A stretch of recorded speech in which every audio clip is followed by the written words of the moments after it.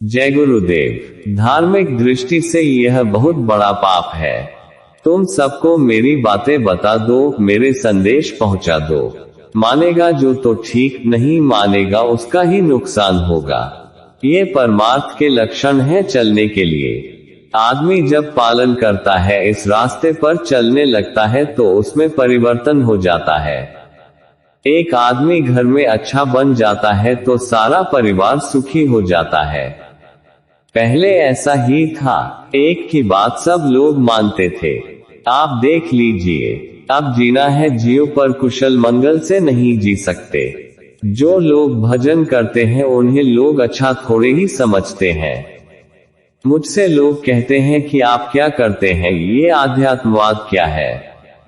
लेकिन सोचो, तुम कुछ लेकर जाओगे यहाँ से। ये सच्चा रास्ता है, सनातन है।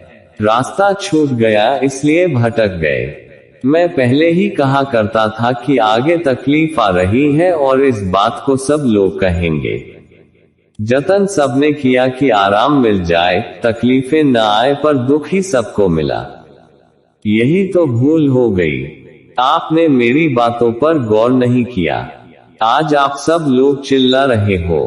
मनमुख वो है जो चतुराई और कपट का व्यवहार करता है और अपने स्वार्थ के लिए औरों के साथ विश्वासघात करता है। वो दूसरे की प्रशंसा को सहन नहीं कर पाता, दूसरों से अपना आदेश पालन कराता है और सेवा लेता है। मनमुख अपना मान सम्मान चाहता है और बिना प्रयोजन किसी से प्रीति नहीं रखता। ऐसा व्यक्ति निंदा और अपमान से डरता है, सेवा में आलस करता है। भजन ध्यान सुमिरन कभी वो करता है, कभी बिल्कुल नहीं करता। गुरु के आदेशों की अवहेलना करते रहना तथा गुरु के नाम पर झूठ बोलना मनमुख का स्वभाव बन जाता है। ऐसे व्यक्ति से सदा बचते रहना चाहिए। संगत में ऐसे लोग रहते हैं, काल के नुमाइंदे सत्संग में घुसकर नामदान ले लेते हैं और अपना काम करते रहते हैं। सबको सत्संगी नहीं समझना चाहिए। परख पहचान करते रहो, यह जरूरी है। ये संसार है, सब तरह के लोग मिलेंगे। अंडा शाकाहारी भोजन नहीं है, अंडे से जीव का जन्म होता है। पक्षियों के मासिक खून से ही उसका निर्माण होता है और उसी गंदे मासिक खून का और लोथरे को ऑमलेट बनाकर लोग खा लेते हैं, तो पाप कर्म तो बन ही गया। स्वास्थ्य की दृष्टि से भी मनुष्य के लिए हानिकारक है।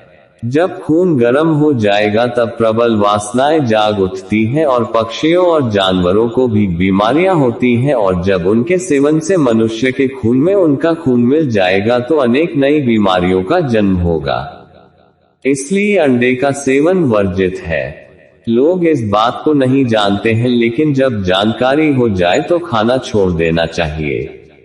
लोगों को महात्माओं का सत्संग नहीं मिलता, इसलिए भ्रमित रहते हैं। सत्संग में ही इन सभी बातों का बोध कराया जाता है। तुम भूलकर भी अंडे का सेवन मत करना। धार्मिक दृष्टि से यह बहुत बड़ा पाप है।